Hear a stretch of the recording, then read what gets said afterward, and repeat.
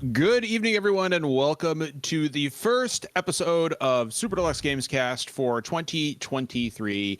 It is nice to be with you guys in this brand new year, a year full of possibilities, full of games, full of pixel remasters on consoles, full of bad possibilities. No, Derek, this is a positive episode. This is a positive episode, Derek. We're talking about nothing. You're the one that suggested the positive episode, and here and you you're are already getting fucking negative. and Derek, I'm the one who's reminding you to be I'm the one reminding you to be positive. What's going on? My fucking incredible winter beard is what's reminding you all to be positive. It is. It does look good. It does look good. I'm not gonna reminding lie. me of something, but I don't know if it's to be positive. I'm not gonna lie, but. Guys, this is gonna be a great fucking year for games. I think we're gonna start this year off. I'm right. already behind. My backlog is already impossible, and like January alone, I'm done. You got a big review coming up. The combination of Forspoken and Fire Emblem this month is it. I'm never going to recover from this month. I mean, in this month alone, and it doesn't stop. So we have Forspoken. Which we'll be reviewing. We have Fire Emblem Engage. We have Persona 3 and 4 on consoles. Oh, hell yeah. Next month we have Monster Hunter Rise hitting PlayStation and Xbox. That'll be big for a lot of folks. You forgot Theatrhythm. I was gonna say it next. We have Theatrhythm. We have Dead Space remake. Fucking Wild Hearts. Fucking Atomic Heart, Like a Dragon Ishin. Kirby, God baby. Damn. Kirby. Let's fucking go. Octopath 2. Son of a bitch. It's gonna be Turf good. Wizard bullshit. The only that's already unequivocally SDGC's game of the year. The only thing I'm looking forward to is Theatrhythm. I don't care about any of those other guys. I was excited for Fire Emblem until we decided that we could no longer romance people, and that was like my main gotcha. Charlotte might be wrong on that. I can't believe Fire Emblem would remove romance. That has been a big part of this series since it actually saved itself. Let's be. I don't get the sense they removed romance. It's just that relationships aren't like, front and center like they were. Well, you always had the ability to romance somebody. I think you still do, right? Fuck, Awakening is built on like who are you pairing up with who? It's just fucking Love Island. But I mean, I didn't get the impression that that's actually gone. I just from what I read from the just previews, play Awakening because it's not enough for you to romance. You have to decide who everyone's romancing each other. You make them spreading misinformation. Everybody should be romancing everybody in that game. Right. Just have everyone. No. Let's everybody should be romancing me in that game. Let's just clear the air on that one. What? Can I ask you guys something about Theatrhythm? No. Okay. Cool. All right, later. How could you all be so mean to Jeff? He's never done anything to deserve that. Jeff has never done anything to deserve that. Starting of the year in Jeff. Fucking sync. That was too good. My sweet Jeff, come back. This is what happens. We need our Canadian. Jeffrington, I'm so sorry. I'm not sorry, Jeff. I think it was funny. 2023 is going to be the year of Jeff's villain era. He's going to snap on you too. Villain era, but my guy's in his villain arc. What are you talking about? He's been there. He played Mario Party with the motherfucker. Oh Jeff, we don't ask talk about that. No one can know. Ask your question, Jeff. I have a vested interest in this game because I have it in Fantasy Critic. It looks like a 70 or 75, but I only want to keep it if it's an 80. Do you guys think is it like an 8 out of 10? I could see it hitting the 90s, honestly. Dude, really? I checked the other last two two and they're like theater high releases. 70s. Oh, really? Yeah. So here's the thing, Jeff. Here's the thing. One, don't go by Metacritic scores. Two, no, that's literally what Fantasy Critic John, is based on. You shouldn't be giving advice on Fantasy Critic. It's literally based on the critic score. All right, as somebody who picked mostly all Square games last year and got second to last place. How'd that go, Britt? CJ, I don't know. You tell me. You live that life every day, bud. Damn, bro, what the fuck? Second to last? We are coming in Who was last? You? Spicy tonight. Bro, fuck. Good God Lord. damn, bro. I love you, CJ. Don't be Nah, mad. man. No, I'm not dealing with that. Anyway, so as somebody who came in nearly dead last, The only thing that saved me, y'all want to know something funny? The only thing that saved me from being dead last was fucking World of Warcraft Dragonflight.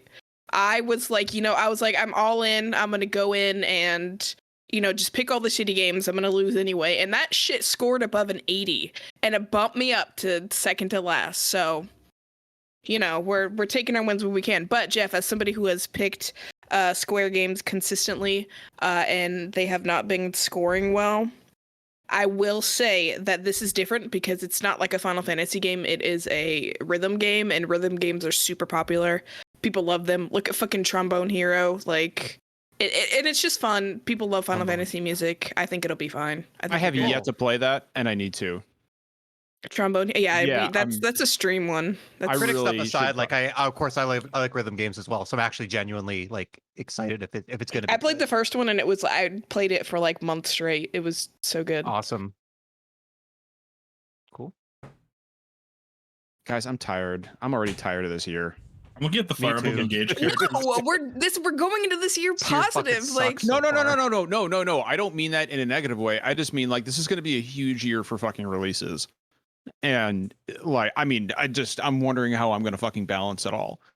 But we'll get into that. We'll get into all this stuff first. You're gonna replay FF6 anyway. It doesn't matter. It doesn't matter. Yes, I am. Balance everything. No, what are you talking about? What are you talking? When the Pixel remasters come out on consoles, I'm going to play them all 1 through 6 in order. There we go. So yeah, Even two, which is universally despised by 99.9% of the Final Fantasy fan base. Right, Derek? I would you would agree Two with is that. the one somebody was asking about, like, which is like the one you like the least, and I'm like, 2 is the one that I think you can make the argument for is just bad. It's Like just not every good. other Like, numbered Final Fantasy game has a lot going for it, even where it may stumble. But 2 is just a bad game.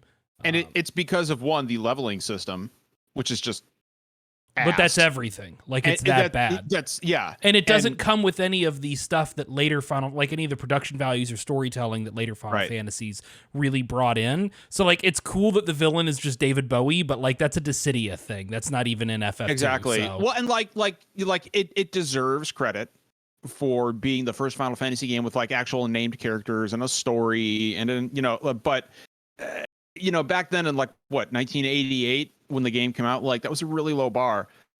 And not only that, but the encounter rate is it's the worst I've ever experienced in any JRPG ever. And they did not change that for the Pixel remasters. Every 3 steps you get into a fight, and dungeons are peppered with rooms that are just empty to like fake you out. And everything takes forever. I'm gonna play it just because I want to play 1 through 6. Like, I actually want to get through the whole franchise this year. I want to replay the whole franchise. I'm going to start at 1. I'm going to go through 6, and I'm going to replay 7. I'm going to replay 8, 9, 10, 12, 13. 14. I play 14 all the time. 15, and then 16. I'll be ready for when 16 comes out. That's my plan. This is the year I'm going to do it. I'm upset because the chat widget isn't working on our stream, and I'm hyper focusing on it. Why are you sad, Derek? Because the you chat can't see what widget's not anybody's working. saying. I can see what people are saying. I'm looking Yes, at the chat widget in the stream where people watch. I know. the VOD. Oh, John's Why gonna don't we gatekeep reading do chat. what we've been playing while Derek hyper focuses? Yeah. Why don't you thank go you. ahead and talk about what you've been playing, Jeff? Oh, me? I never go first. You are now. Wasn't expecting that. I'm gonna yeah, interrupt him. playing- Hold up. no, shut up. Don't do it. No, I've been playing lots of stuff actually because Christine's been down with COVID for a week. How's she so doing, man? How's she doing? Finally starting to do a little bit better. Yeah. Good. I'm just excited to finally stop. I've been sleeping on the couch for like 10 days and it's not the same as a bed, so I'm excited No, it's not. to give her a hug I pretty thought soon you were going to here, be and- like, oh, I'm excited that my wife is going to be healthy and get to spend time with her. But you're just Well, like, nah, I want my fucking bed back. I was actually expecting Jeff to say, finally she can stop sleeping on the couch and Oh, come share yeah. the bed with me. Finally, she can come out of the garage, our unheated garage in Canadian winter. We put her in a dog bed in the She can backyard. finally take that gas mask off. Yeah, Change the filter. So no, yeah, I've had some free time. So let's see.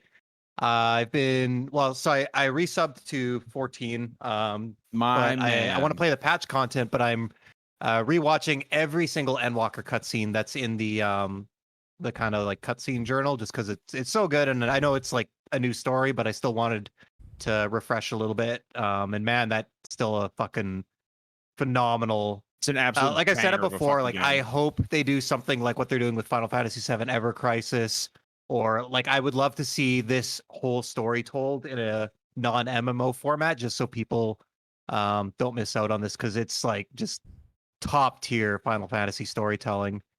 So yeah, I'm about halfway through Endwalker. What else have I been playing? I've been streaming Elden Ring on our channel. You have. That has given me a great deal of joy, Jeff. It's the only way I can like tolerate from games these days, because they're super frustrating and stressful when I play by myself. But on a stream, I don't give a shit. People have been. I've had a nice solid little crew helping me out, giving me pointers and stuff like that, and words of encouragement, which is really helpful. So yeah, I just beat Godric about an hour Hell before the yeah, stream my here. dude. And I say beat, everyone's telling me it doesn't matter, beat them any way you can. But both the last bosses, I just summoned a giant jellyfish and then summoned like an NPC and basically just let them take all the aggro, and I get in with a whack here or there. But you know what? Whatever. I'm using The the tools the jellyfish game is gives me. underrated. But like honestly, like that's the point of those games, right? Is to get Yeah. creative, and it's like Yeah. it's not like anybody who Play plays it the that way game, you want. yeah, for the Yeah. first Yeah. time doesn't just go in straight like sword and shield. I'm not going to use anything else but me. You know, everybody has their little fucking summons, right? Mm-hmm. So no, it's been fun and it feels good. So yeah, that'll be something I just chip away at over time. Feel like there's something else I played. Oh, I finished my Final Fantasy VII OG replay on Switch. I've That was said quick. many times that's like That up was there with fast. 14 is my favorite game of all time, and I stand by that. But man, am I just fucking done with old school JRPG bullshit. Like I got to like I was just playing the game, everything was fine. I was beating every boss, and I got to the Sephiroth fight, and like even with all the cheats, unlimited limit breaks, nearly unlimited health, I still got my fucking ass kicked. I couldn't even beat the first phase. That was me the very first time I played the game. Yeah, I mean, the first time I did, I had to get Knights of the Round and all that shit. And I was like, I'm not doing that this time. I'm just playing for the story. So I got there, got my ass kicked. I was like, fuck this. I'm just YouTubing the ending because I've already beat the game. I got nothing to prove. And I'm out on these on these old school JRPGs, man. Give me like difficulty options. Don't make me grind for 10 hours to level up. Like I'm not here for it anymore. So yeah, still love the game, but I'm done with that stuff. And then the last one, I finally did it. I think it's almost 9 months to the date. I finally got the Gran Turismo 7 Platinum trophy. I got most of them earlier in the year, but the one I was waiting on was 50 online races, which takes some time because the races have set schedules and you have to do qualifying laps as well to kind of set your pace. So grinded those out. I was a little worried the trophy didn't pop when I hit 50, but I think the in-game counter doesn't account for like races that you quit, and the trophy needs 50 races finished. So I must have quit too. So I did a couple more and it popped. So that's I got my second racing game platinum because I got the Drive Club one as well from a long time ago. They were actually waiting to release that Gran Turismo movie trailer until you got the platinum. So I saved this game Jeff. for last on my list because I wanted to transition to that. Literally 2 hours after I got the platinum trophy on YouTube, the fucking Gran Turismo movie trailer drops. And goddamn, is it hokey hearing David Harbour say like heart-pounding badass racing action and talk about how much he loves PlayStation. Fucking Gran Turismo. Wait, hold on. Is that what he said? What? Is that what he said? I haven't seen the trailer yet. He actually says those words. Yeah, Like, badass unironically. racing action. It's Gran Turismo. Tactical it's like racing the action. Tactical most racing. low-key game ever. Like that game, takes itself way too seriously for it to be hard. Come on, shut up, David Harbour. But shut up, bro. It was like a behind-the-scenes thing, and I mean, Uncharted. I'm sorry if people love that movie. Uncharted. I had a good time with half of it. It's a bad movie. And Gran Turismo is not going to be a good movie. They talk about there's like a love story. It is based on a true story. Like a lot of people, every time I bring this up, they're like, "What the hell are you going to make a Gran Turismo movie on?" So it's based on the story of someone who graduated from GT Academy, which was a partnership between Sony and Nissan to find a different route for racers to enter motorsports. So the idea is they literally start on a PlayStation 3, they progress through the Gran Turismo tournaments, when they finish and come in first, they're then handed a real race car on a motorsports circuit and they race for Nissan in tournaments. And there's a few people that did it when the movie was announced 10 years ago. It was going to be based on a Spanish racer, and I guess now they switched. I don't know if they had problems with the rights for that guy's story, but They had to get a white dude. Actually, he's not. Spanish people are white there. He's not. It's English, but I believe he's a person of color. So Okay. I didn't watch the trailer, is. so yeah, the racing community is actually really diverse. It's one of the that doesn't surprise me. yeah. So so I don't know. I'm excited for it. The racing cinematography actually looks really fucking good, and it's super cheesy, and I'm in for it. There's one shot where they've recreated the third person camera from a racing game where it's like fixed to the car. But it's goofy as hell, and I can't wait to see it. I'm gonna watch that in IMAX. Hell yeah. What does that come Car's out? good. This summer, I think. This summer. Okay. All right. One more for the onslaught of movies this year. Jesus. But fuck, is that movie gonna bomb? I think the only reason Uncharted did decently is because of Tom Holland. I can't even fucking imagine who's gonna watch a Gran Turismo movie with Orlando Bloom and David Harbour. Like, Me. I don't know who the audience for this is.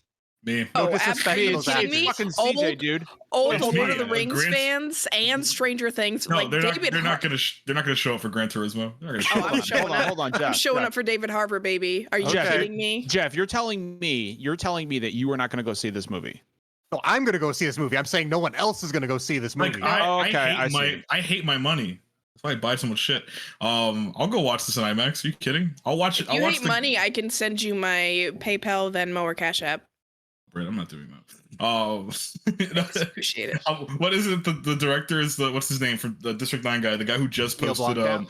a picture of like his Tesla window all shattered. So the dude who bought like the most unstable car in the world is gonna direct a movie all about car. Incredible, incredible. Dude has no fucking sense of judgment. He's gonna do that. Incredible, fucking incredible. Movie of the year, baby. Movie of the year. Neil's an excellent director. I've heard he's a bit of a dank, but Excellent Neil? director. He's done like one great movie Neil Blomkamp? and like Yeah. four like He's a douche. He's a huge douche. His cousin Steve Blomkamp is a gem. I mean, I feel like most directors are assholes. Like James Cameron is a huge prick, but he makes he good earned movies. Fuck that he earned guy. it. He earned it. My guy, 2 back-to-back bangers. All right, come on. That's But he's an fucking awesome To CJ's, be Sweet. fair- CJ's gonna send a battle tank script treatment To to be James Cameron, fair. and he'll fucking make it. He He took earned- the plot of Pocahontas and Fern Gully and just made it about blue people. Get a fucking banger. Fucking banger. Took 13 years. He rendered White Guy Dreads in like perfect IMAX 3D Oh my quality. God. Let's fucking go. I don't even know what's happening anymore. Character of the year, Spider. Let's fucking go. I forgot what his last name was. It was something like Latino sounding last name. You don't get a last name when your first name is Spider. That's Incredible. a rule. Spider, man. When? It's not a last name. It's like hyphenated. Doesn't count. Now I'm giving it to Britt anyway. Speaking of Wise Brit, choice. what are you playing this week? Nothing. Nothing. No, I'm just kidding. I've been playing Fortnite. Hell yeah. And you were playing. You know what? I saw that you guys were playing. I saw that you were playing that with Jeff and Rar. And Yeah, Piltner. we had a great time. I We kept won. Rar alive the entire time and did not down him once. It Liar. was great. I was I a saw the great grenade. teammate. You didn't see shit. I have the cap to Yeah, I prove know. I Listen didn't here, actually The fucker. chicken dinner. That's true. It can't prove anything. Is the chicken dinner? Is that Fortnite or PUBG? PUBG. That's That's PUBG. PUBG, Okay. Dad. What Calm do you down. What do you get? What do you get if you? Damn, that was fucking raw. What do you get in fucking Fortnite? Like the Royale, Yeah, Victory Royale. You get a Royale with cheeseburger cheese. Royale. That's what they call But yeah, it. I've been quarter playing pounder lots of there. Fortnite. You know, that is good. The shining gem about Fortnite is nobody can text to me in chat, write to me in chat, unlike Overwatch, which I've also been playing. So it's like I play better in Overwatch, but then I got to deal with toxic shitheads who always try to like body me and specifically target me because I have a girl sounding name, or they just call me the F word because they think I'm a guy that has the name Peach, and God forbid Yeah. gays exist in gaming. But yeah, so I've been waiting for Zach finished Crisis Core, and I'm about to pick that up. But yeah, I was just waiting for Fire Emblem, but now I don't know if I want to play it. I'm sure you're still gonna know. love it, but I I think am you're still- yeah. heartbroken for I'm you. not. But you're I'm still. not at all. Here's the thing, Britt. I've seen some of these characters. You're gonna be fed anyway. And the so. problem is Bro, that like Ivy? yes, Come I on. will be fed, but I will not be able to do anything with these. Like I won't be full. I'll be fed, but it won't be full. You guys seen Ivy? Like, come on, game of the year right there, just for that. I'm getting this game. Which one? I'm getting Fire Emblem. What have you Seen been Ivy? playing, CJ? Yeah, what have you been playing, CJ? Like, All right, so I figured I'm on a fucking podcast that won't shut up about fucking JRPGs. So my new goal. yes, talk about Right. it. All right, so 2023, I'm gonna play more of these fucking things. That's my Um, fucking boy right there. So I am about 24 hours into Dragon Quest 11. Hell Yes, on yeah, Switch. my man. Yeah, that's. The Oh good my shit. god! You know, it's been so long since a single player game has like kept me up at night. Like I'm actually playing through it. So I get home from work at like 6:15. 6:15. Start playing at 7. Won't stop till like 12:30, 1. Great game. Great fucking game. Yes, it Hit fucking me with is. like the weirdest emotional like left hook out of. Oh my god! There's some good shit in this game. CJ rapidly evolving into our Dragon Quest correspondent. It's like the most traditional of like everything is like it reads like it was ripped straight out of the NES. Like even the way that like it's like blank receives this like when your character is like like done with like picking something up or whatever, which I love. It's like they're still accounting for as if you're like reading the manual while playing this game. So a lot of good bits. I love the look of it. I think the Switch version it suffers significantly when you're playing in handheld. Like it looks really blurry. I've been playing it in TV mode mostly, but man, I'm in love with this game. It's so really fucking good, dude. I am so glad. You Oh like my it. god, it's like the first game I played. Like I truly feel like I'm on this like huge adventure. But then every single story bit's like this weird episodic thing. Like there's one where you're like, there's a tournament arc, the fucking shonen ass tournament arc in the middle of this fucking game, and I don't. It's like the greatest thing ever. I love the art style, of course, duh. Toriyama's the best. It's just funny playing Treasures and then seeing how Eric is in this game, because he's kind of like he's like the biggest douchebag at times, but he's also like he kind of comes around. He's kind of sweet too. What is his accent fucking supposed to rules, be? dude. That's the thing. His accent is the most inconsistent thing in the world, but it's inconsistent in that weird Japanese game way where like localizers couldn't really get a grasp on like, all right, what are we doing here? Yeah. Which is fine. Whatever. He's gonna be like halfway between like Swedish and British, and we're just not gonna worry about surfer dude out of Yeah, nowhere. there is and a I'm bit like, of man, surfer DNA in there. my favorite parts though are the battles and like the weird ass looking enemies like in Pokemon like ass like ways. Like there's an umbrella enemy you fight in the middle of the ocean. Yeah, that's Yeah. the best fucking dude. Dude, the enemies in Dragon Quest. Like, I love the design so much. There's a pig running around in a fucking wizard hat called Sham Hat Witch. Yes. Oh my gosh. Or love the giant monster with like the pot, the like the dinosaur looking one with the giant like jar who, like Yeah. it shoots sand now. Jarvis. Yes. Jarvis.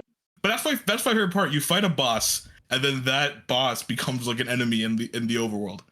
That's like the best part of this game. So it's just like you go from like getting your ass handed to you to like being able to take these guys down with like a few hits. It's so much fun. It is a really, really, really, really good game. So I'm enjoying CJ, it. So you said you're about 40 hours in, right? 24 hours. 24 hours. Okay. Yep. So you have a long I fucking have a long way to go. ahead of you. A long fucking experience ahead of you.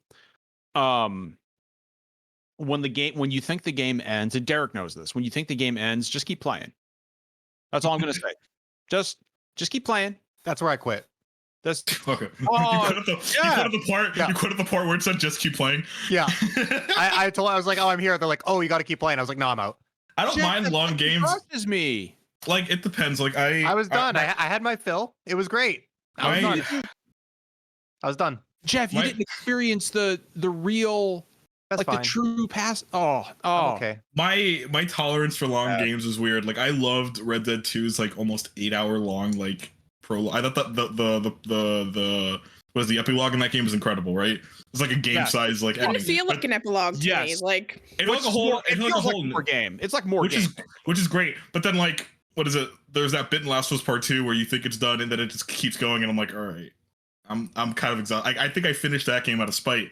Dragon Quest, I think the pace of the game is weird because its story is broken up in like chunks as opposed to like this one long cohesive like story, right? You just feel like you're doing it. It's like episodic in a way. I don't feel like I'll run out of steam or the game will run out of steam at any time soon. I know I'm like 24 hours in. How long is this game? Like I looked up how long to beat. It says 54 hours. I 100% doubt that. I doubt it's going to take me that. It's that short from what I've heard. That's like blasting through the game, not doing any side content. And even then, I'm not doing any side stuff, but I am doing like almost every battle, and because I'm just trying to get stronger. I'm going around trying to get as much money as I can to buy new gear. Like I bought this weird futuristic looking like Buster Sword thing. So I'm going around in the Dragon Quest 8 suit costume that the Switch version gives you, which I love. So I don't mind. I'm sure I'll be fine. Like literally, it's to the point where I don't want to play anything else. Like I'm good. I've returned every game I rented. I'm not asking for another game for review for like a while. I just want to play Dragon Quest 11. It's a very good game. I'm happy with it. These JRPGs are a good thing, I guess. Just to confirm, Derek, yes, that is me. Okay. That is me. Now there's no you more have to be confusion. fucking sure. You do. Now there is no confusion. Also, Derek is now muted. How? Oh, there you are. That was weird. That was fucking dude. Like I maybe no, maybe the problem was on my end. But no, so now there's no confusion. No confusion at all. Yeah, so I figured Jeff just timed him out. You could never do that before because he was always on the main account and you can't do anything to the main account because it's the host. Oh, Jeff. the instant. Wait, so what? He muted You John on earned Twitch? that. You Very earned that cool. from Very, earlier, very John. cool. He muted Just John kidding, John. on I just Twitch wanted to chat. see if I could. Wow. Yeah, that's right. I'm added as a I think moderator. I just modded you. Yeah. Anyway, enough Yeah. Twitch chat shit. Anyway, I'm done. Derek, what have you been playing? Okay, so I have a present for all of you. Oh, So some of you may remember how Fucking go, baby. Let's go. a while back, a few years ago, because I think the newest game at the time was Black Ops 4. I bought at severe discount and beat every single Call of Duty games campaign. And I said, but I can't move on to the Battle.net era because they're always $60 and I'm not paying fucking $60 for a Call of Duty campaign. So over the holidays, they did a holiday sale and I was able to get Modern Warfare, Black Ops Cold War, and Vanguard for like $60 total. So I don't know why I do this to myself because I have not enjoyed the majority of Call of Duty campaigns. Derek, why are you doing this? Oh my I God. don't know. I would have Why? bought them for you. I have to. I have to, John. There are only 2 Call of Duties prior to this point that I've truly enjoyed. And they were both the fucking sci-fi ones. It was fucking Advanced Warfare and Infinite Warfare. Is that the one with Kit Harington and Kevin Spacey? Those two, yes. Those are two different games. Those are different games, but those two. World War II. You mean the one where Kevin Spacey had the eyes of a salmon that was in the fridge? Correct. For like 2 weeks? And World War II wasn't bad. And Which was like the whatever. I have like a ass soft game. spot for World at War. But like beyond that, like I'm totally mid on all the Infinity War games. Like the Modern Warfare games are like they quote fucking like war criminals at you every time you die as if they're supposed to be like meaningful quotes. It's like I don't want to read a Dick Cheney quote after I die. That's too much punishment. You got fucking Modern Warfare Alan 20 West. You got Modern Warfare 2019, right? Correct. That's the one he said. Correct. Right. That campaign. So I beat that one. And that's better. That's actually probably my favorite of the Infinity War games in terms of campaign stuff. It's still like very gross. Dumb, gross, war crimey, but like you know, they at least were like, okay, well, we're gonna throws some lip service to the fact that the Middle East is a victim of constant interventionist politics on both sides of the U.S. and Russia. Liberal, but it's a very white liberal way to do it. They're like, hey, God. what if one of the main characters was a Middle Eastern woman? And it's like, great, cool, but like we still attributed American war crimes to Russians with the whole like Hell's Highway thing. Anyway, it's fine. It's fine. It was kind of a good time, but like in a way that the galaxy brain in me was very like, this sucks. Then I played Black Ops Cold War, and once again, baby, let's fucking go. Everybody, I swear to God, this is the greatest podcast CJ's ever been on. Nobody at Treyarch should be allowed to interface with any storytelling medium. It should not be allowed. And they didn't do the campaign. That they didn't do it. That's Raven. That's Raven? Well then, buddy, I got bad news about fucking Raven. All of them belong in a prison cell. God, 100%, baby. What an awful. Oh my God. I'll give Raven this. They looked at the previous Black Ops games and they were like, we have got to match this shit. And they sure the fuck did. No, they didn't match it, man. They exceeded it. They're like, fuck it. We got to out-racist these motherfuckers. It was 100%. more racist. It was more war crimey.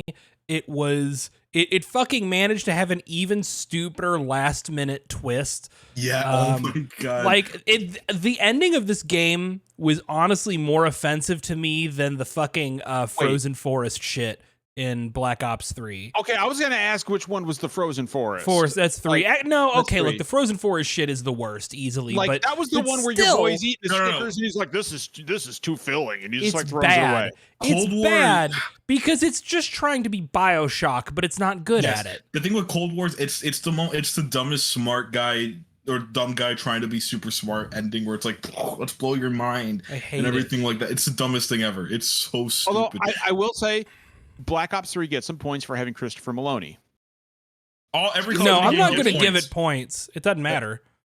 Every Call of Duty game gets points for having at least like a few like Dominic Monaghan's in Vanguard, and that's not worth shit to me. Gary Oldman's in World at War, Black Ops 1 and Black Ops 2. Is he really? Yeah. Like what is it? Josh. No, who was it? Josh Duhamel's in World War 2. What's his name? Fuck it. What's the guy from? The guy from the Crazies. The guy from. Oh, Timothy Olyphant. Oliphant's he's in Modern Warfare 3. Oh shit. They get people. Fucking Michael Rooker's in Black Ops 2. Which is the game? Which is the one where you have to press X to pay respects? You press F to pay respects, and that is Advanced Warfare. I think that's Advanced Warfare. Advanced Warfare. That's where the name came from. Or like for a split second, I was like, guys, Advanced Wars is a fucking Nintendo title. What the fuck is wrong? Shut the fuck up, John. But anyway, that's what my brain was gonna do until Modern Warfare 2019 was just like more Infinity Ward Call of Duty in exactly the way where I'm like, you've made it like 5% better. But it's also like you've traded the neocon shit for neoliberal shit, and I'm not really any happier with that. The thing with Treyarch stuff is they're like super right wing bullshit, but without like the fun aspects of it. So when you watch a really fashy movie, there's a lot to take from it. The best ones are the ones that like at least are there's like Zack Snyder Accidental Fascist, and then there's Birth of a Nation. You know what I mean? I'm talking like you got to go watch like Dragged Across Concrete, which is like fashy, but like incredible film. But it's like fashy, but it's also like, is it really fashy? Cold War is just like it's the most boring ass your uncle at Thanksgiving fashy you've ever fucking played. Right, exactly. It's the usual fucking sometimes we gotta do bad things for the good reasons. Because we're men in the military. And then I've been just insured I will never fucking play Don't. You won't like them. They're so bad. Why am I doing this to myself? And then I'm playing 65 hours in the Modern Warfare 2. Jeff, none of it's because like I think it's insightful in any way. It's just that multiplayer. So I have a question for CJ. You just watched Die Hard with a Vengeance for the first time. Great fucking movie. One amazing fucking movie. But also, is Simon Gruber, is he or is he not a Call of Duty villain? Because he literally says, I'm a soldier, not a monster. Although I sometimes work for monsters. But that's the thing. So when people talk about good video game stories, none of them are actually good. They're just ripping off the movies that they like.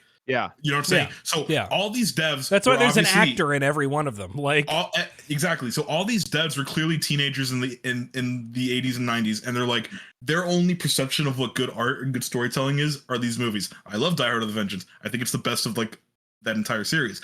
But I would never want to. I would never want it to. I would never say that a ripoff of it is like the greatest story ever told. You get what I'm saying? yeah. 100%. That's what but they think that they're profound by doing that. They think they're subverting it in some way.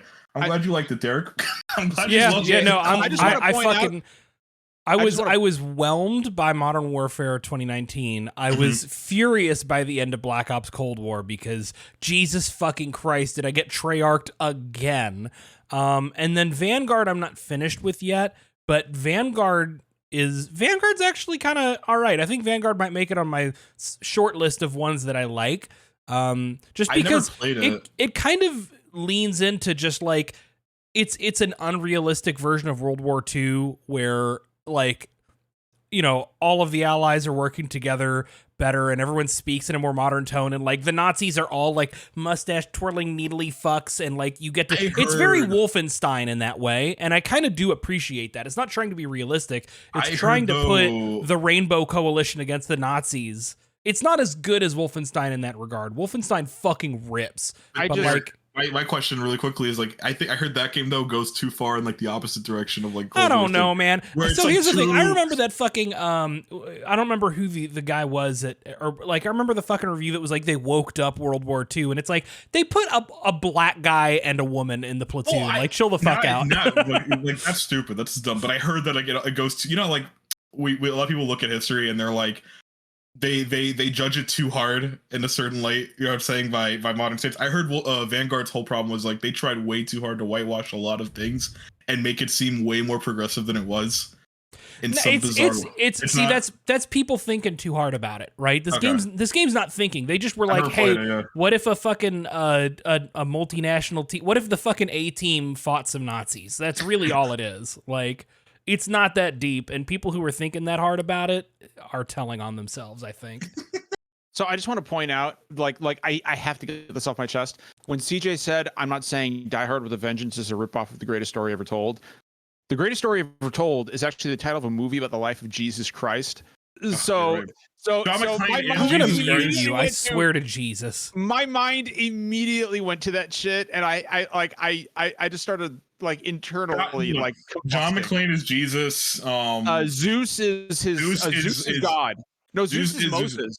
Zeus has the greatest quote. Hold up, and before we go to you, John, for what you've been playing, the greatest quote in that movie is he calling him Jesus, and he's like, "The fuck, do I look Puerto Rican to you?" And it's Zeus. It's Zeus. So good. So good. Don't fuck with me, or I'll shove a lightning bolt up your ass. It's so fucking great. Like, God. I mean, been playing, John. That's Sam Jackson, though, dude. He's great. So what have I been playing? So I have been playing Chained Echoes on the Switch, and I got to tell you, Derek and I did a review that you can find on all the major podcast services right now. He actually, I want to clarify, Derek got a review code from Deck 13. I purchased the game on my own volition, and I'll tell you right now, had this game released in 1994, you know, with the limitations of the Super Nintendo, it would be talked about today alongside Final Fantasy VI and Chrono Trigger as one of the greats of all time. It is, and like Derek, we call that a goat, John. A goat, and goat. Derek, I don't think that's hyperbole. No, if this game had come, and obviously it would be a slightly different game if it came out, right? Because for all of its attempt to recreate being a 16-bit like JRPG, it's still very much right. It has like analog movement. It moves faster than it. You know, right. It's not on a grid-based system. There's the animations and the fluidity of the game are a little too modern and too nice. But if this game with like actual 16-bit limitations had been on the Super Nintendo, it would have been like one of the greatest. We would be talking about it in the same way we talk about Chrono Trigger. People would be talking about, why haven't you ported Chained Echoes? Like Chained Echoes is a modern masterpiece, and when you consider the fact that this game was made over 7 years by one person, that just blows my mind even more. I'm sure all you guys, both everybody on this podcast and people in chat listening on podcast services, I am sure that you have heard all of the buzz about how good this game is, and none of it is exaggerated. It is, we'll talk about this later, but it's my favorite game of 2022. It is a masterpiece. It's phenomenal.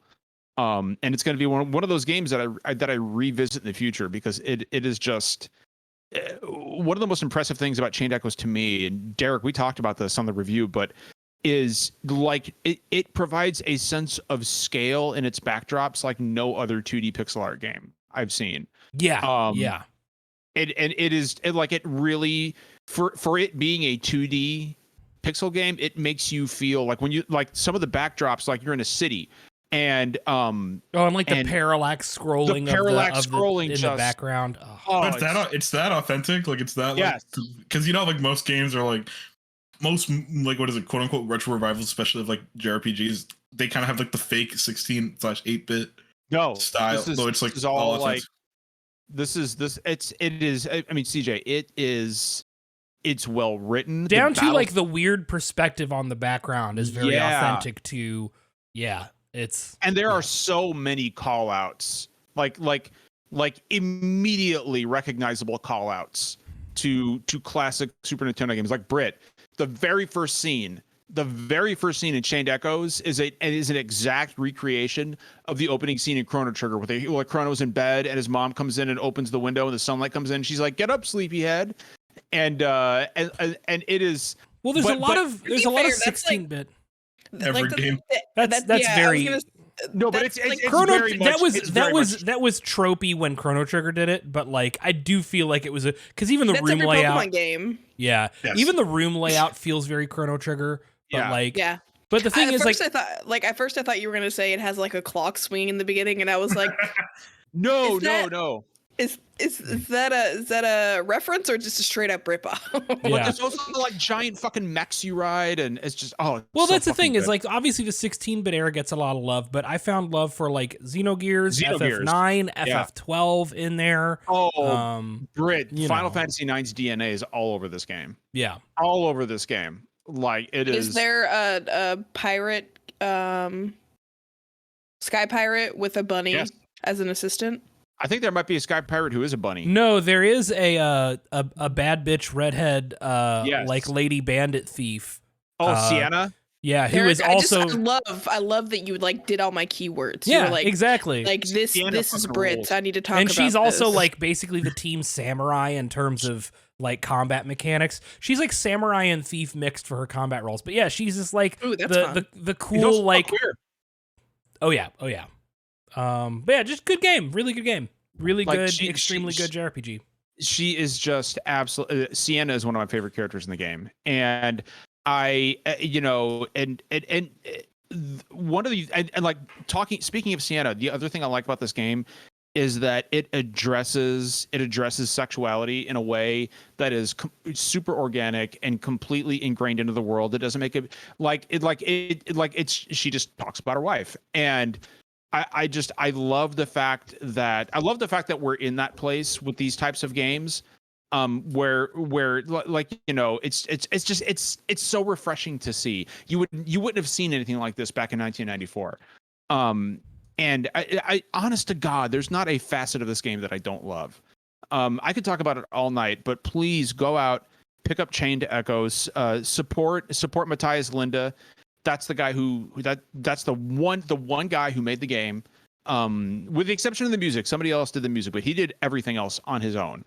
And I just there is not enough. There's not enough. I mean, it's just if you guys could tell, I'm just like literally overwhelmed by how much I love this game. It's fucking fantastic. It's outstanding. The only other thing I've been playing, obviously, is Final Fantasy 6 or Final Fantasy 14, 16 is not yet. I wish it's soon enough. But I've been playing 14, and Jeff, patch 6.3 drops on Tuesday. We are getting the Blackjack which is Setzer's airship from Final Fantasy VI, as a mount, and a minion and a Phantom Train minion. So I am I am very excited about that. I think this might be the year that I finally dive into the 14. I don't fucking believe you. I don't. I fucking think Jeff has been saying. Jeff has been saying it. Jeff is always. Don't do it, CJ. I literally Maybe, do not. maybe I towards the end cannot of the year. fucking. I can't even picture you in fucking Limsa, just like fucking running to Minfilia for the 100th time. No, you're gonna from the find him for 3 hours straight in front of Mother Mion and be like, "Hey, what's going on, man?" No. Who's Mother Mion for research purposes? Who is that? You'll Google Who's it. that? You'll find she's, out. She's She's the first. She's the Mother main. Mion reference. She's the main quest giver in what's the fucking forest village? Redania. Radon. She's an elf. Well, Yeah. And she runs the inn at Gridania. How much does this game Mommy, cost? Mommy Mion.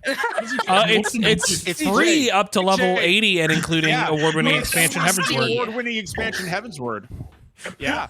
CJ, what the fuck? CJ, what the fuck do you know about Limsa? What the fuck do you know about Limsa? I don't. That's Yeah, what you don't. I want to learn. You don't know learn. shit about Limsa, CJ. You don't know shit about Limsa. What's that? You don't know shit. John's like, homie, what's that you from?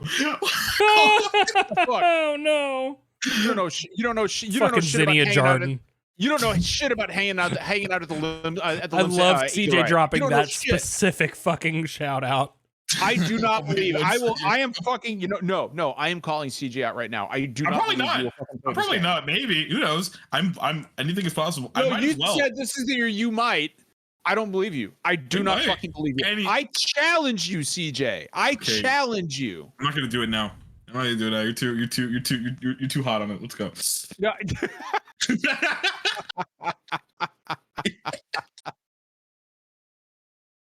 CJ, please join me in Aorzia. Remind me. How much does the game cost? Listen. Final Fantasy 14 is free. You can have a trial up to level 60 that includes the Heavensward expansion. The I cannot tell award-winning you Heavensward expansion. how much of a deal this is. Why is no one talking about this? Why is no one talking about this? Guys, And the only catch, CJ, is that you have to make it through the 100 hours of mediocrity before you get to the good part. Jeff, first of all, they have greatly improved the storyline. John, I just still gotta replayed do it. the It's the same. quest. It's the same story. You still got to do the quest. Never mind, guys. I'm done being excited about things. I'm good. I'm not gonna play JRPGs this year. I'm just gonna play Call of Fucking Duty. done. I'm just gonna Back to play the Call of war Duty. crimes. Just go read a wiki summary, buy a level jump, and go from there. Okay. Meet me in Aorzia, CJ. Let's go run. Let's go run the Cuff of the Father together. CJ, I want you to run Pandemonium. I want you to run Pandemonium Savage 4 with me. I'm good, man. Derek, what's our first fucking topic, dude? So we got a couple of good topics, good news things for the beginning of the year. Ooh, I like it. So our first is just announced. Was this yesterday? I believe it was.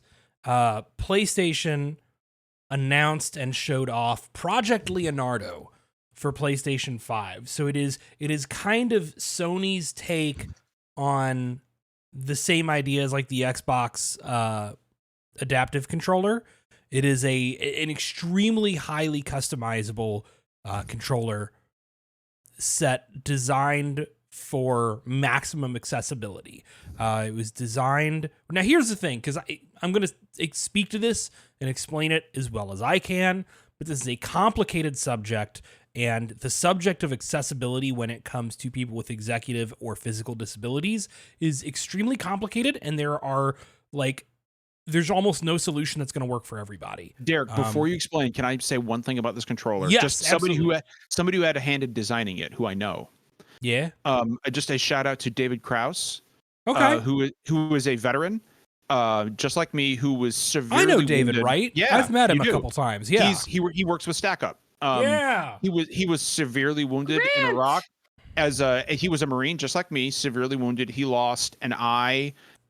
He lost several digits on a hand. Actually, I take that back. He lost an entire hand. And Dave had a role in designing this controller. Yeah. That's so, really and cool. I didn't know that. Yeah, I just want to shout out David Krause for all the amazing work he does. And I do Stack Up. know our friend Grant Stoner, who's in chat right now, and shout out to our wonderful and hilarious friend Grant, had an excellent interview for, I think it was Wired. Wait, fucking link me. I didn't see that shit. Link me. Yeah, Grant, drop the link in chat. Yeah, absolutely. Spam it out to people. But this is really exciting. I'll get it. He shouldn't have to promote his own shit. I got you, Grant. Hold on. You know we got you here. But I think this is really exciting because PlayStation 5 has, first off, I think it's cool because Sony has desperately needed to come out with something like this. And this is really not, I say it's in the same category as like the adaptive controller, but I've read from disabled folks that there are meaningful differences and you know, it's not a one-to-one analog with the adaptive controller. But you know, the long and the short of it is this is something extremely customizable, you know, in terms of setup, in terms of additional inputs, in terms of like input methods to try to make a controller input method that is as flexible and customizable as possible for as many people as possible. I think that's really fucking cool. When is this coming out, Derek? I don't think there that a date? anything I read had anything about a date. It's just it's into wakes. But this combined with a lot of Sony's first party titles really being extremely focused on like really extensive accessibility options, right?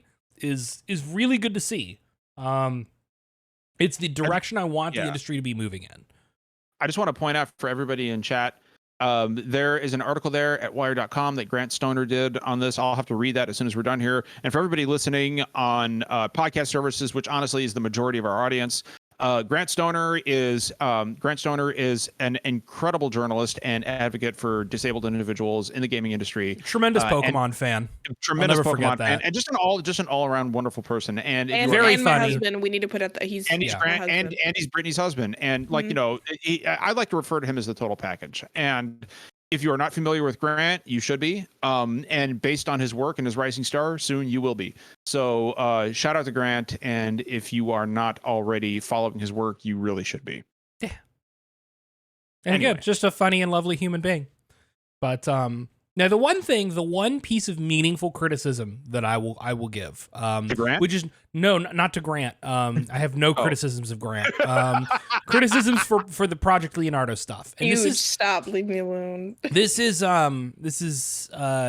stuff that I originally would not have thought of. I admit this only came to my attention because I saw Jackson from Great Gundam Project, also known as Head Falls Off on Twitter, talking about this perspective. But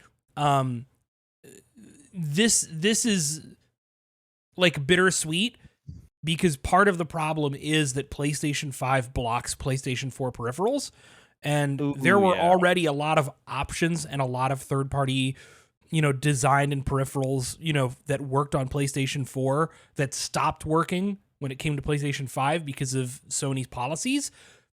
So like it's good. Like Leonardo's huge. Leonardo is probably bigger than most options that would have been cut off, you know, that used to work on PS4 and now don't on PS5.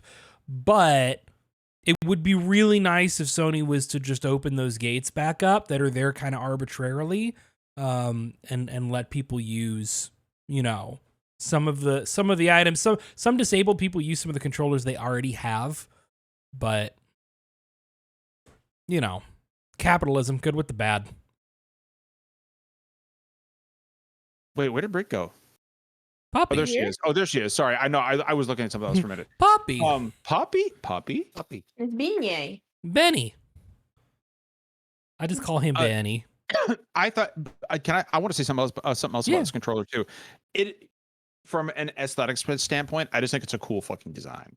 It does look really slick. I'm going to give it that. Super unique. That is not the most important thing compared to like how many options it provides and like, you know, how connectable it is to like other external input devices and things like that. But it does look really slick. And it's very cool for an accessory like that to also feel very cool. I was going to say, like, it does matter because, like, when you buy shit and spend lots of money, when you buy a console, you want it to look cool. When you buy, like, look at what people spend on these pro controllers or, like, Xbox Design Lab and stuff like that. So, like, why should, you know, why should anything? Why should anyone else- disabled people miss out on cool looking Yeah, tech? exactly. Yeah, like exactly. everything Right. should look cool. Like it shouldn't look like a piece of shit. Just because they can't use a DualSense, like, no, you should Yeah. get fucking slick shit for sure. Yeah. Yeah. All right, what else do we got today? Beer me. Well, hold on. Is that there it? Is anything nobody have any? We're just here to be like, yes, this is very cool. It's a Yeah. cool thing. No, I mean, absolutely. We linked. I mean, I think Grant's article says a lot. It's hard and 'cause it's there's- just There's a lot more that I think could come out, and I think we're all going to be waiting for more people to actually put their hands on this thing and to see what more people and more groups are able to do to customize it to individual people's needs. That was the stuff that was really exciting with like the Xbox Adaptive Controller, right? well, and like that's, I don't want to talk about like accessibility and how wonderful this is until like, people who actually have disabilities and can benefit from this can try it. So love it. It's great. Like I think it's wonderful that they're going in this direction. And that's really all I have to say about it. Because I would love to happily come back to this later when there's right, more. exactly. And that's where I'm at right now is like, I want to come back to it later when it's out, and I want to see the influx of people who were like, I could never play this game before and now I can, Yes. like that's what I want to see. That it's stuff weird. always warms me up. It's weird because Sony's been making some bizarre decisions in the last the start of the PS5 generation. I think it's like the absolute most boneheaded moves in terms of like pricing, in terms of a lot of game, like specifically like, stuff on their software side. I'm glad that this is probably the best press they've gotten. Probably, yeah. Probably, right? Like even the VR stuff has been kind of like you're right, because a lot of the backwards compatibility stuff. So I'm glad like they finally figured out, like they finally did something like worthy of like what's the word? I guess praise. Yeah. It's a good move. It's just a good It's an move, incredible move. It's an and I'm incredible move. happy for it. I like when There's good no things cynicism. happen. There's no cynicism. You know what I'm saying? Most like it's good. It's great. Yeah. Speaking of purely good moves that I find difficult to drown in cynicism, we got news a couple days ago that over 300 employees at Bethesda, I believe primarily or entirely quality assurance testers, have formed, I believe it's the gaming industry's largest union. It's about goddamn time. And from everything that is being reported, Microsoft has not fought them at basically any step of this. Microsoft has publicly stated that they will support the workers' decisions if they choose to unionize. They said this as well in regards to a lot of buzz around Activision Blizzard Studios wanting unionization in various departments. And Microsoft saying like, hey, that's what they want. Sure. That's... Can I be real with y'all for a minute? When are you ever not real with us, Derek? I don't know, but I gotta be double real with y'all for a minute. What the fuck world did I wake up in where Microsoft is just like, yeah, cool, form some unions, we're good. Yeah, you just what the jinxed fuck is happening out of it? You just jinxed the shit out of it. What the fuck is happening?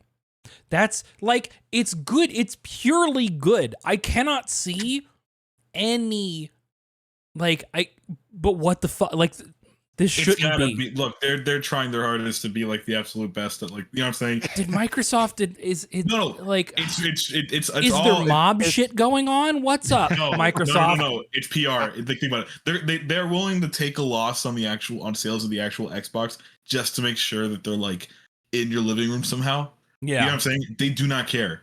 They'll lose however much. Like, let's say this union costs them like in a stupid amount of money.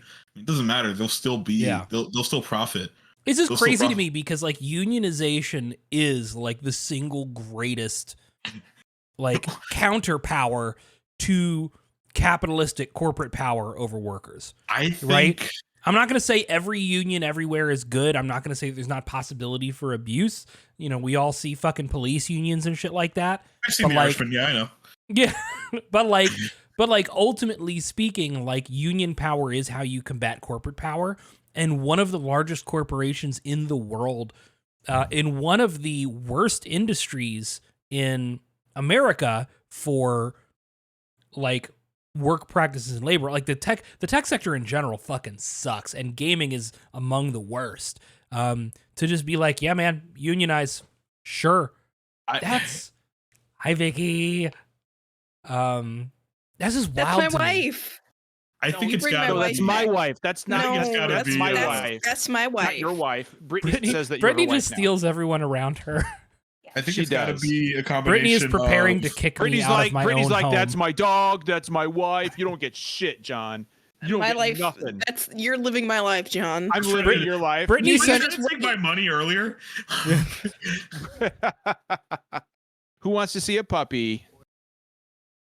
I mean, everyone wants to see a puppy, except She for just podcast broke- service folks. Apparently, she broke a potted plant downstairs because she was being a bad girl. That's what puppies do. They're She's known just for that. authority. being a bad Tara. girl. But look at Go this ahead. face. She's innocent. She's innocent. No, she's not. I see She the is- guilt. No, that's fine. She guilt. doesn't have to be That's innocent. guilt. Oh That's man, guilt. that's She's- disobedience. Good for her. Are you innocent? Okay, and Sam Tolbert in chat just chimed in. Oh, hey, Sam. The ZeniMax union is QA quality assurance testers only right now. That's what I thought. I just didn't want to say that. Which is great because without- QA is. but QA abused. is Fucking- deeply no. fucking undervalued. Exactly. So it's great to see this stuff start with QA.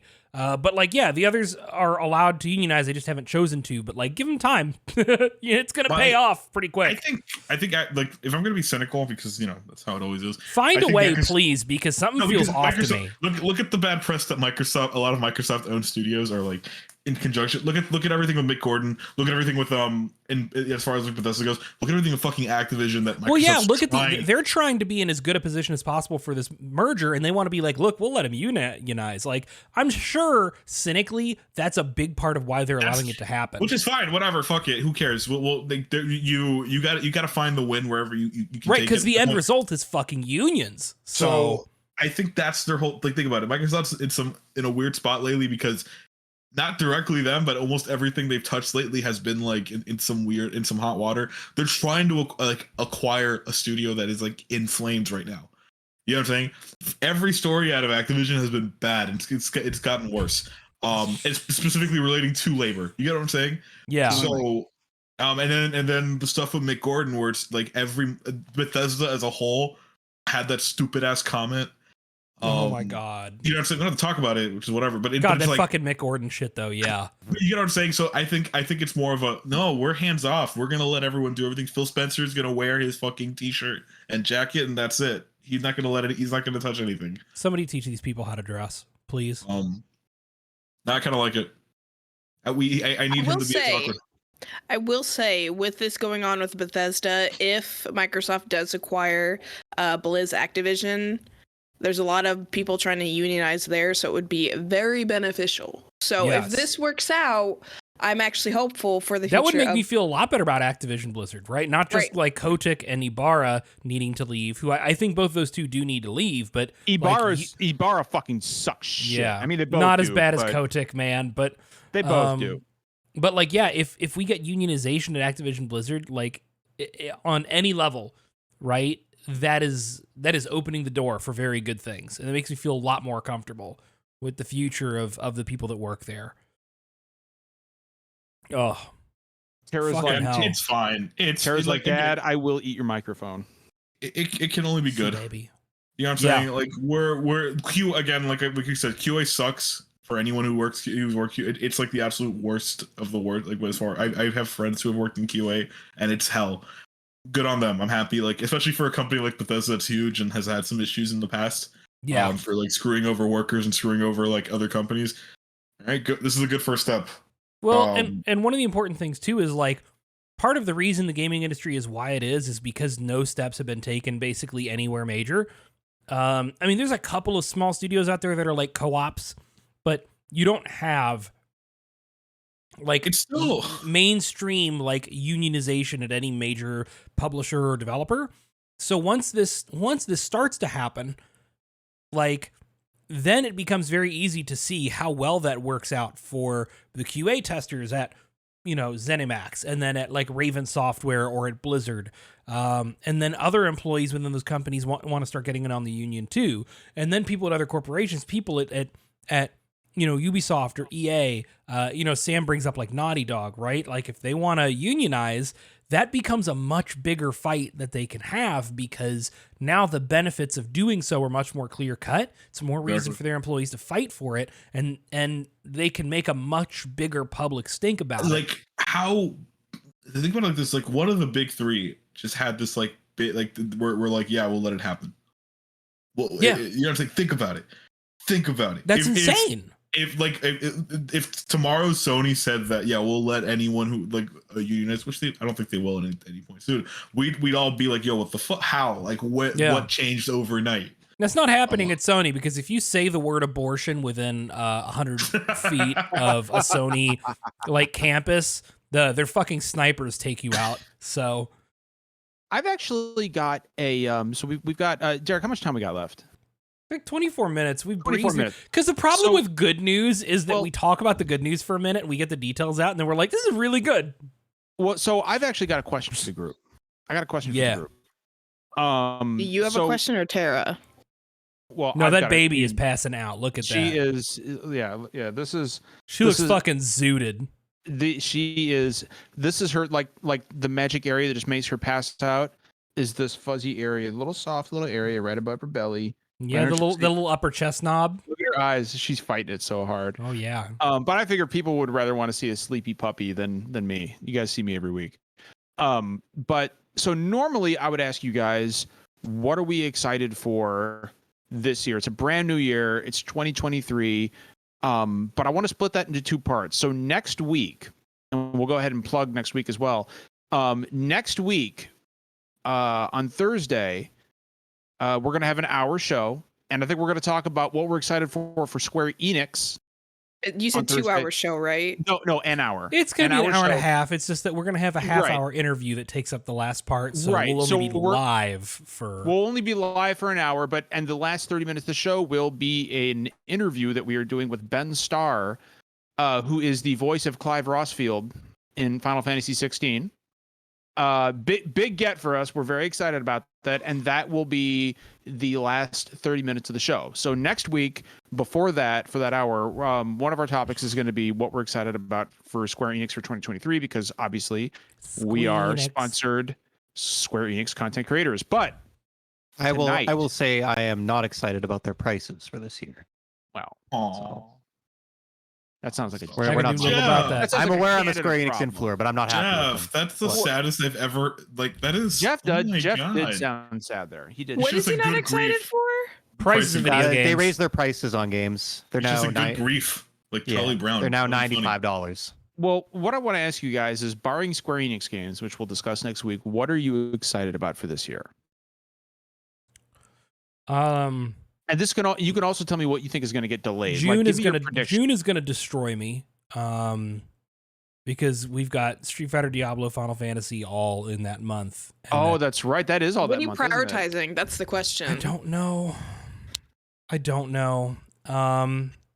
You guys, I really want to play Street Fighter 6. I really want to play. You guys should guess what I'm prioritizing that month. I know it's going to be Diablo. Never believe it. It's going to be Diablo. I know it. What do you guys think I'm going to prioritize that month? Obviously, Final Fantasy. I don't know. I mean, you're not a Street Fighter person. No. God, I hope it scores well because it was my first pick on Fantasy Critic. I don't know. I'm not a fan of it. Britt, I got good news for you. That game is gonna score stupid well. Oh, I know. It will. I don't know how you are about Diablo, so I can't really speak to that. I've never played a Diablo game in my life. Okay, well then it's Final Fantasy. Thank you. Yes. Yeah. Which is what I would have guessed. You guys like Final Fantasy? Yeah. Bro, we got Resident Evil 4 remake. Let me tell you about Final Fantasy and Final Fantasy 14. We got Resident Evil 4 in 2 months, y'all. Oh, hell yeah, man. I'm all in, even though I've never beaten the Resident Evil game. Let's fucking go. You've never played I've never beaten one. The Dead Space remake coming out, like next month? That'll be cool. I mean, it's Dead Space. Like, I've played Dead Space 1 a billion times. We'll see. I still think 2 is the apex of that franchise. Fire Emblem. In 2 weeks. I've got One Piece Odyssey next week. I'm hyped.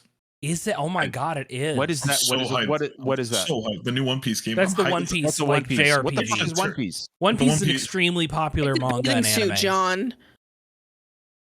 I mean, clearly it's based on like, what is that, a show? It's a manga. Yeah, I'm hyped. it's both. It's a comic and a show. It's a turn-based RPG based on an anime. That's sick, dude. I'm all in. Yo, I'm buying John, it. for you, one that's gonna fly. It would fly under your radar, but I just want to make sure that you're aware of it. January 24th, same day as Forspoken. I know you're gonna be excited for Forspoken, but also Hyperdimension Neptunia: Sisters versus Sisters. Okay, Hyperdimension No 2. That's on the PS Plus. Like, it's in the store. It's being recommended to me. You for would you. hate it, That's for you, CJ. Garrett.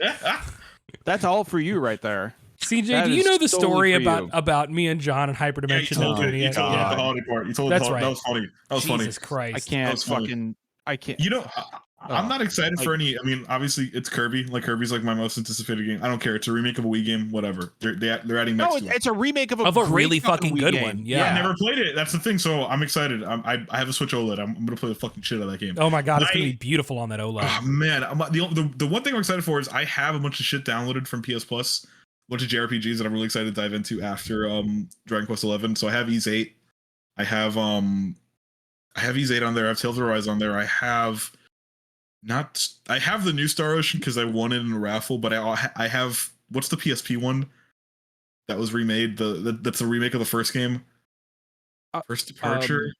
The First Departure. Yeah. So First think it is Departure First is a remake, Departure. and then Second Evolution is a remake of the second game. So first. Give me a remake first, of Till the End of Time, cowards. So First Departure got like a remastered version on PS4 and Yes. Switch.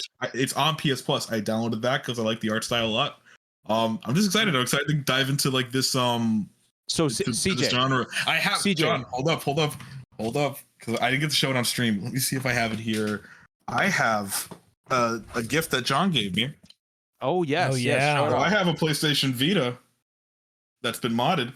And obviously it took me a while to kind of fuck around with everything. Tell them about the bubbles, CJ. Tell them about what I did with the bubbles. Look at all these bubble. Everything is here. So all these PS1 games. You guys can't see on. I feel bad for our listeners. So you got all these PS1 games, these PSP games. So I'm very CJ showing excited. us his Pokemon cards right now. Showing Like your all, Pokemon. all the ROMs Actually, hold on on, that. yeah, all the I have ROMs in that two Vita? Pokemon cards. I got the movie. I got the Detective Pikachu Psyduck that I got when I was working at Hell Target. yeah. All the ROMs in that Vita have PS Vita bubbles, just like regular Yeah, and Vita games. it's incredible. It's super organized. Only problem is I hate playing PS1 games on it because I haven't figured out the back the triggers. So you can actually go into options and switch those up if you need to. Good. That's good. But like I'm hyped because I'm gonna download a bunch of 16 and 32-bit RPGs. You have so many fucking classics. I have on there. now. I downloaded what's the one that's based on Joan of Arc? I forgot. Oh, Jeanne d'Arc. Yeah, I downloaded that one. I'm very excited to kind of go back to that one as well. So I'm hyped. CJ, there's two on there that I want you to wait Mhm. until the remasters come out this year. That's Suikoden 1 and 2. Yes, I'm getting those for sure. Oh, 100%. I watched your video on it. Suikoden, Derek will tell you that Suikoden 2 especially is essentially Game of Thrones, the JRPG. It I is would dark. say that if I'd ever play a Suikoden game. It is dark. It is fucking bloody. It doesn't pull any punches. That was funny. And dude, Luca Blight is one of the most horrific fucking villains I'm in excited. any game ever. What is it? Also, the Persona 3 and 4 ports I'm hyped for because even though Yes. they're on that Vita you gave me, I'm buying them on Switch. 'Cause Is this a port of Persona 3 FES or it's portable? Okay. It's not FES, it's portable. Okay. Although with the word that there's a Persona 3 remake I heard about straight that. up on the way, like relatively reasonably well backed. Yeah, I'm gonna wait because Persona 3 portable's good, but it's missing the FES content. FES has more shit in it, but you can't yeah. control the party, so it's a nightmare to play. Yeah, I don't know, man. So I've got something for Brit actually. I'm excited for Monster Hunter 6 to get revealed this year, which is gonna I think happen. that's a lock. Oh Derek. wait, That's quick. gonna- One thing, my actual the one thing I really want revealed. I want that rumored DK64 style game by the Odyssey team. I think that's revealed probably already. real. I think that's probably what real. is it? Because I read what was the rumor was the new Zelda's the last major exclusive that Nintendo's yeah. first party game. I want them to do like the same thing they did in 2017. Give me release a Zelda game that I won't play, and then give me the big Mario or Donkey Kong game in October, and then That'll be the honestly, that means that Metroid Prime 4 is probably a Switch 2 game, and I don't think that really is much of a shock. So Switch 2 will never be real. It's going to be the Switch for the next 30 years. I know. It's Well, the Switch U. It's the Switch U. No, don't bring that evil on me. It's going to be an evolution of the Wii, and they're just going to add an I to the word Switch. It's going to be sweet. Yes. Oh my god, yes. And the graphics are even worse somehow. Absolutely. So Why I've are you actually excited for that? Because I love garbage for it. I love bad things. I've actually got something for Britt that you may or may not have forgotten about. So Britt, a couple years ago, I think it was like 2021, we had that Capcom leak. And in 2023, I did not forget about this. a Power Stone collection was listed. Did not forget about this. So Britt, this is the year that we're gonna get something like it. What was it? A collection? It was a collection, I believe, not a new collection. Fuck it, I'll take it. Like I'll take a fucking Power Stone. Power Stone. Oh, CJ, yeah. If you've never played fucking Power Stone, CJ would love Power Stone. Oh, I'm sure. Jeff, that's you my also jam. would love fucking Power Stone. It's not playable on like anything anymore. So literally anything. And Power Stone is just a great. It was Smash before we had Smash. I'm surprised no one's I thought come you were out about to with say it was Smash before we had Pass, and I was I hate fighting games. Why is that for me? But it's like a party fighting game, Jeff. I hate party fighting games. You hate parties, Jeff. I think it's but what you don't fight against everything. each other. There's a campaign. He didn't describe it right. Like it's like a campaign where you fight like enemies and stuff. Yeah. Actually, here's a fun question. Then is Nintendo going to reveal a new console on the Switch Online, or are they just going to keep? Yeah. GBA is coming. GBA. Yeah. Well, do you think it's just GBA, or are they going to add the entire Game Boy? It's going to be the Game Boy like family of systems. Yeah, I would love like a Super Game Boy. Yeah. Nintendo. Here's another one. Nintendo will absolutely reveal a new console at the end of the year. Oh. Like for release next year. Really? That fucker's coming next year. I just bought an OLED. They can't do that. Someone contact the Doug Switch Bowser. came out 6 years ago. I don't care. This thing is aged. It was aged when it came out. But it just beat the PS5 in sales in like Europe. Like it's but the thing is, Nintendo remembers from the Wii that if you wait for a console to stop selling, it's too late. So and I do believe, unlike other Nintendo systems, I do believe this is going to be backwards compatible. They've also never had a system take longer than 7 years to get replaced. So. Right. But then why? My thing is, is it gonna be like an incredibly powerful machine, or is it gonna be just a Switch with like another hybrid? It's gonna be. I would not set expectations for it to be like monstrously powerful, because of course it's going to be. From everything we've heard, it's just going to be like a Switch 2, right? Like, and it's going to be more powerful. And the hope is that it can take advantage of AI upscaling like DLSS. Oh no, dude! If Nintendo is smart, they will never abandon the hybrid formula. This is their money maker. Their only way isn't smart, bro. Like, that's the problem. Yeah, I will say the GameCube too. They're just fucking bold, and we're like, here, it's just that's. What I would buy it. Let's go. Baby. I am confident this is finally going to be Nintendo's backwards compatible system. They can't afford for it not to be. We'll see. You know, it's Nintendo. It's Nintendo, but I think that if they fired me, how smart can they be? They bring back the e-reader somehow. Yeah, right. Like bring back Street Pass. Finally, the vitality sensor. Yes, yeah. Is that the way? The Street Pass? John's right. John's fucking right. Street Pass. Is the vitality sensor the diabetes somebody one? Somebody cap that. Okay, because there was one where there's like the Game Boy that had you like take your insulin. Yeah. Street Pass was fucking great. Roronado. Screen Pass. Street Pass was fucking awesome. I also think that the Switch 2 is going to launch with either a new 3D Mario or a new Mario Kart, one of the two. But like probably Mario Kart, like Mario Kart. I'm not willing to make guesses on fucking games, man. That's too. No, it's gonna launch with like Assassin's Creed. But the Mario Kart 8 DLC is running for another year, so why would they launch a new Mario Kart before that? So then it's probably a 3D Mario game or something. I can see that. That's realistic. They're gonna they're gonna place all their. It's gonna launch with a new Donkey Kong, and then they're gonna see who's really dedicated to the Nintendo brand. I think fucking me. I think Eric was. You can fire me, but I'll still buy your fucking games, bitch. I think Eric was spot on with Monster Hunter Yeah, Monster Hunter 6 is getting revealed this year. Hunter 6, and I've got another Capcom game I think is going to be revealed this year, and I think that is Resident Evil Revelations 3. Not real. Oh, there's a kitty in there. No, it's real. It's real. Like it's 100% real. I think you're going to see Revelations 3 revealed, and I also think, hey, one of the Silent Hill, those games aren't releasing this year, right? I have That's no next clue. year. There weren't dates on like any of them. There weren't dates for those? Not that I remember. Okay. Switch 2 launches. Hey, with Tears to get Gonna get Metal Slug Jeff, Tactics. Jeff, let's just say, how about you and I just say Pro Skater 3 was released this year, and then we'll just pretend to we'll hold on to whatever excitement for like the whole year. That'll be our reason to keep moving. No, guys, honest to God, here's what I want. Teenage Mutant Ninja Turtles: Shredder's Revenge was one of my favorite games last year. That game fucking ruled.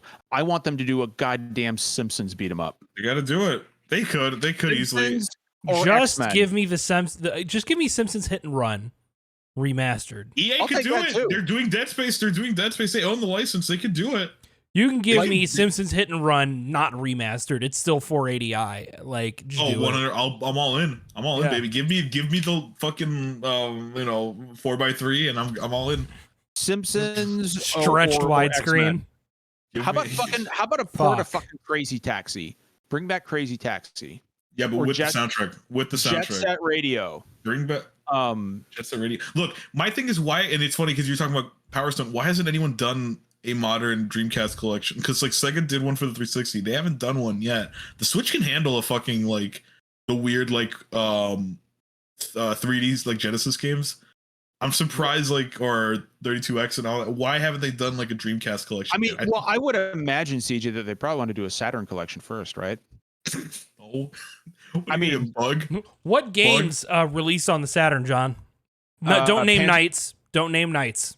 Bug. Panzer Dragoon Saga, Panzer Dragoon Zwei, Dragon Force. No, doesn't count. Doesn't count. You can't name the same fucking series. No, get out of here. There's 3 fucking games. How did if you're 3 not naming Panzer Bug Dragoon or games Clock- come out on the Saturn when the Clock- Saturn I'm only still existed for naming- like 8 months? I'm still naming games. Burning Virtua Rangers, Soccer. Dragon Force. You just have a Wikipedia list pulled up. Nobody knows this many Saturn games. Even Sega doesn't. I own a Saturn. You shouldn't. I guess Actually, I should. You know what? Hold Things are up, fucking awesome. John. It had the I'm like, best version I'm of like, Grandia. I I'm am like, coming in hot today. John, Yes, wait, you are. Derek, hold up, John. You know what? Honestly, I respect you even more now because I'm a huge Sega fan. That's sick, 100%. Saturn fucking rules. That I don't even system think was Charlotte awesome. owns a Saturn, and Charlotte Shining is in a the Sega Darkness, apologist. Shining Force 3. I mean, you could absolutely. You could say anything, and I'd have to believe you. You could be like fucking, Call of Duty Modern Warfare, Thunder Rage 0.5. 2, and I'd be like, yeah, it sure might have been. I will say this though: there are Dreamcast games that absolutely deserve a second chance at life. Yeah. Like Skies of Arcadia is the first one that pops. to Oh mind. man, I would love Skies of Arcadia ported to modern, or at least the GameCube version ported to modern. Skies of Arcadia, or another really good one would be the Dreamcast version of Code Veronica.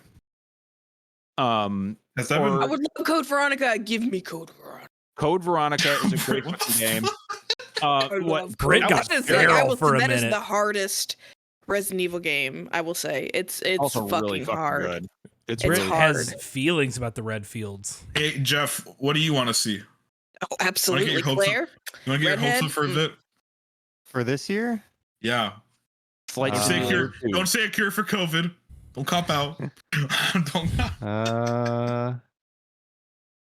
He wants I Crab don't Game know. 2. What's that? Crab Game 2. Crab Game 2. You want Mario Party 3? Crab added Game to 2, the- but with a budget, like a AAA crab game. You want Like Mario slow, Party? like Naughty Dog style, like slow walk and talk, like Jeff 25 hours It's long. all about campaign. trauma and like the cycle of violence, and it's just you pushing people in the fucking. Jeff likes Gang Beast 2, Gang Banged. No, John, don't like come on. There is a Gang Beast 2 coming out. What the fuck, the, man? the, There's the not. party Well, there animals. is. Honestly, Yeah, the Yeah. What? Where did Honestly, you I don't hear have, like, that? We specific watched wishes. it. Hold up, As hold someone who's not interested in like a lot of new. Oh my god, I can't talk. Someone who's not interested in oh my god. You good? Someone who doesn't play a lot of new games recently. Like I really want to keep this train going with like preservation and making older titles available. So I think like Agreed. because I've had Half-Life 2 on tap to play for a long time. I just played the first Half-Life through like end to end a couple years ago.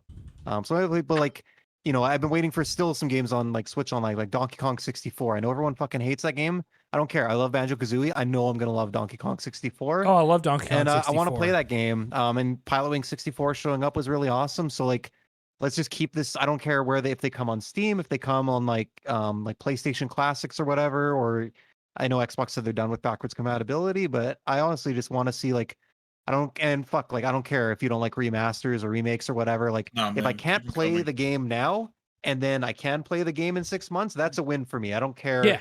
I don't care the method to get there. Like, just let me play all the great games that I haven't had a chance to. So that's my hope for this year is some more. And like the Pixel remasters coming to console, great example of that. Make these games easy for us to play and Look at that appreciate. wiggly, messy baby.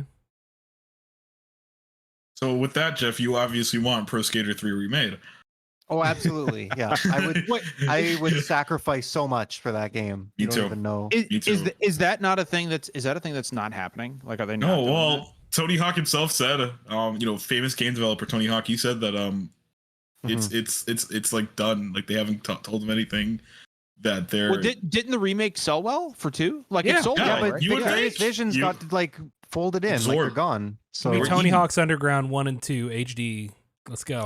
No, Yes, Eric, let's stop, do it. stop. But the thing stop is, like, saying even if it nonsense. came out, Bigfoot- I probably Bigfoot and still his wouldn't. I probably still wouldn't buy it because if it's so Motor, useless. So like, skateboard. Tony Hawk RPG. Okay, now you're talking my language. All right, so hear me out. So it's like that collateral image I made where Vincent had the Persona 5 menu. I really want that.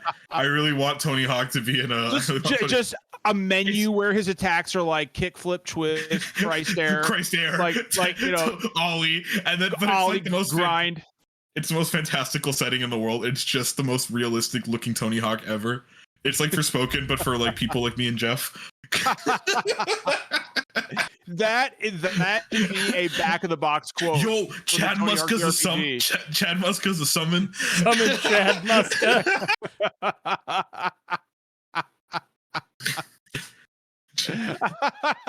The battle theme is Superman by Goldfinger, but it's played in like the most beautiful like The villain.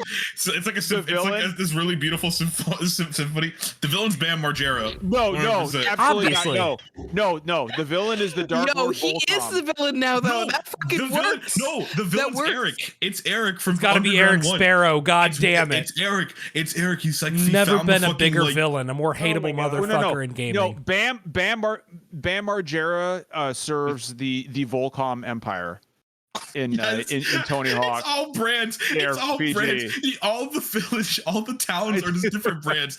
That's what it is. You go to Poor the Jeff. Vans village. You go to the Volcom village. You go to the fucking Birdhouse village. Incredible. Jeff, how are you feeling right now? Like, what do you think? what about about life? Bam Margera? Or, No, in No, general, in you look general, very life. bummed. You look Oh, I'm bummed, just Jeff. tired. I'm just tired. It's Yeah. been a rough start. to Jeff, the look year. at this. Jeff, look at this puppy. Does that make you feel Yeah, better? she's cute. She's very Jeff, good. I'm gonna She's looking fly at her to- dad. Jeff, look at our Fortnite. Isn't it fun? Look at your fork knife. My Hey, fourth remember one. Mario Party, Jeff? Did you have fun there? Yeah, did you have fun on Mario We Party? played Jeff? Mario Party again at the Christmas party for the Discord, Oh, I remember that. God. and it still sucks. I don't know why I keep playing. Has that Justin game. ever had fun playing Mario Party? Guys, I don't think Mario Party games are actually good. They've never been good, but Ooh, I still want to play them. spicy. I want to play them with my friends, my good friends, Spicy. and Jeff and Britt. Well, we realized it because every minigame that come up, we're like, oh, this minigame sucks. Oh, this minigame sucks. Oh, this one's Yeah. bad. And like, wait a No, I minute. remember that. I Are remember there that any good realization. minigames? But the whole game is like basically minigames. Maybe Well, the game's not good. I'll tell you what, if nothing else, on a slow news week, we are masters at bullshitting our way through an hour and a half. It's all genuine. This is all genuine. We It's not have bullshit. this real shit right here. Like it's genuine bullshit. No, but seriously, If I learned think anything from the holiday party, it's that we have amazing community and crew. We really do. That was a really fun time. And we John, had a I don't care great turnout. what you say, you sang In My Hands along with everybody else I by Leona don't even Lewis, know what which you're was talking the main theme from Final Fantasy 13, which is probably the only thing about that game. Thanks everybody for coming in tonight. Remember, kindness costs nothing. I'll tell you what. If we can get to 2,000 followers on Twitch within 2 months, I will sing My Hands right here live on the channel. I will Flip double that. I will play through the game on stream and actually finish it if we can do that. What did I say? Oh, I said if a Metal Gear Solid 3 remake actually got announced, I would fucking record a rendition of Snake Eater, and I would genuinely belt it out. So Derek, can you give us a preview? No. Oh Okay. man, it hasn't been I'm announced yet. immediately looking into how much of a loan I can take out to just send to Konami to fund this remake. Konami decides to I think I'm remake every game pre-qualified but for $20,000, but I'll see. I might need a bit more than that. That was also one of the songs that Jeff. everybody was bopping along to. Yeah. Jeff, you have my I permission. turned so to many dip people into the onto podcast fucking Rina funds. Sawayama over Oh my the Christmas God. party. Oh my god. You missed That was you like missed you Charlie. hit the vibes. That was peak Yeah. vibes.